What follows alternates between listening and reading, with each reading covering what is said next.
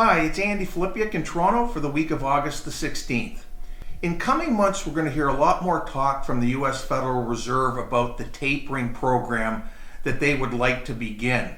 Now, I came across a fabulous chart this week about U.S. government spending and deficits, and this really perfectly highlights the dilemma that we're in. If you look at the chart, you can see that government spending, U.S. government spending as a percentage of GDP, they spent a little over $3 trillion in 2019, just before the COVID shutdowns. If you go to 2021, we're at $6.3 trillion. So the government has taken its share of GDP spending from 14 to roughly 27%. And this is the real reason why the economy has come back. What we've been missing in the private sector, the U.S. government has picked up on their own spending. Now, if you look at the lower side of the graph, you can see that the deficits have just exploded.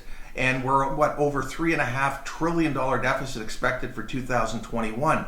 Now, the quantitative easing that has been explained to us as a stimulus for the economy is really a financing for the government. There's no way that with the government increasing its spending by $3 trillion over the last 2 years that the market could absorb all of these new bonds coming into it. So what the Federal Reserve did was basically create quantitative easing, where they bought the bonds with printed money and have been able to have the economy come back to near pre-COVID levels, largely because the government has gotten a larger and larger share of the economy.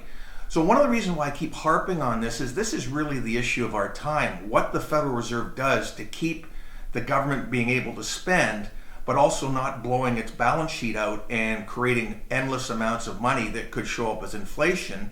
If you remember last week, I showed that the money supply has grown by 33% since the COVID outbreak began, and this is largely because of the government stepping up and becoming a much larger portion of the economy.